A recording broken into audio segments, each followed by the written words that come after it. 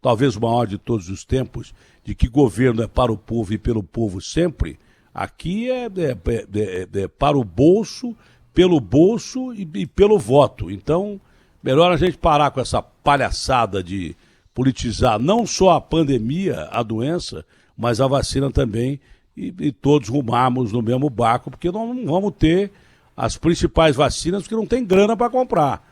Como a gente tem vacinas boas, não é?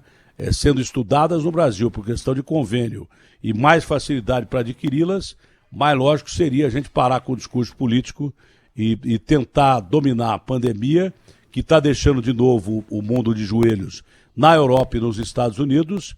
E os Estados Unidos marcaram com esse negócio de briga política, com eleição e tal, e chegamos de novo a 132 mil casos de maior internação de todos os tempos, com 60 mil pessoas nos hospitais americanos. Então você vê como a política é prejudicial. Com o maior prazer, a gente recebe aqui o presidente do Tribunal Superior Eleitoral, Luiz Roberto Barroso, ministro e uma das pessoas mais importantes e criteriosas do país, gente séria, que a gente precisa de gente assim, para que a gente tenha a garantia do nosso direito democrático, e a democracia que a gente vive no Brasil é uma democracia tênue ainda, tá? Se bem que as instituições funcionaram. Uma vez eu coloquei para o ministro Gilmar, falei, ministro, nós usamos muito mal a democracia, porque o período democrático que a gente teve mesmo de verdade, desde a criação da República, vindo do Império, o período democrático que a gente teve mesmo, né, foi bem curto, vem depois do golpe militar. De lá para trás foi Estado Novo e tal, Estado de exceção. O período democrático mesmo foi depois de 64. E eu disse assim, nós aproveitamos muito mal. Ministro, eu sou daqueles que você tem que aprender com quem você fala e não queira impor as suas opiniões, porque não adianta nada se o cara fala uma coisa correta. Eu falei assim, o Brasil, depois do regime de exceção que nós enfrentamos, mandou 2 presidentes da República para a cadeia e empichou 2. Então nós aproveitamos mal a democracia. Aí o ministro Gilmar falou assim, Datena, eu acho que é o contrário, porque se aconteceu isso, o processo democrático funcionou. Eu falei, não é que é verdade que ele está falando? Eu não preciso concordar com o ministro Gilmar em tudo. Discordo de muitas coisas dele, como ele discorda da maioria das minhas.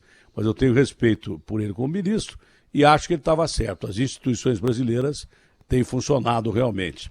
O senhor, como presidente e foco agora do assunto mais importante, que é exatamente o baluarte da democracia. Uma pergunta besta no começo, porque é bom você fazer pergunta besta e pergunta de leigo, porque às vezes essas perguntas são as mais importantes, né?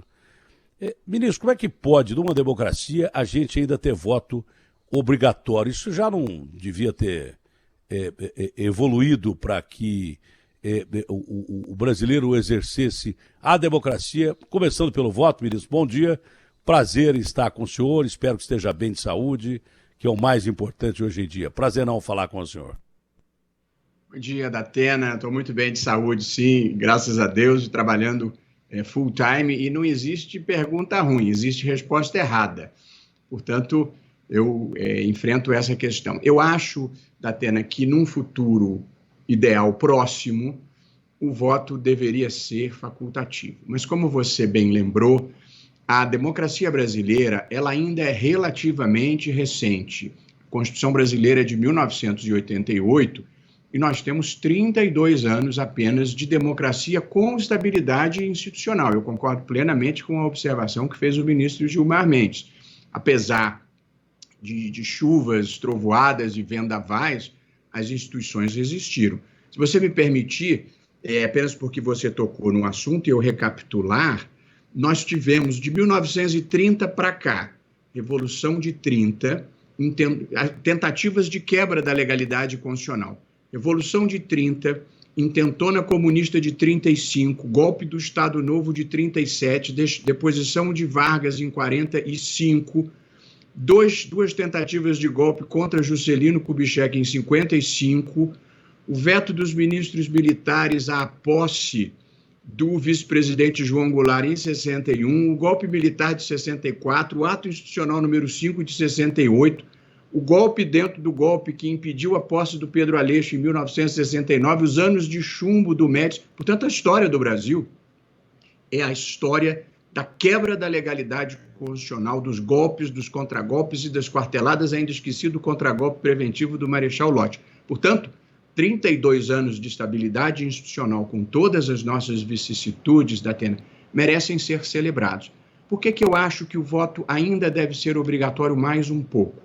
Porque uma abstenção imensa, nesse momento da vida brasileira, deslegitimaria a democracia. E por uma outra razão que eu acho que você vai se impressionar, é que o voto facultativo, num caso brasileiro e no mundo atual, ele potencializa os extremos, porque o radical não deixa de ir votar, mas o moderado deixa. E o que nós mais estamos precisando nesse momento na vida brasileira e talvez no mundo é de moderação, de menos polarização. Eu ouvia você falar a capacidade de você lidar com o diferente, tratando-o com respeito e consideração. Eu estou numa enorme campanha pela ideia de que quem pensa diferente de mim não é meu inimigo, é meu parceiro na construção de uma sociedade aberta e plural. Portanto, eu acho que ainda precisamos do voto obrigatório mais um pouquinho, mas logo ali na esquina do tempo eu acho que ele deve ser facultativo, sim.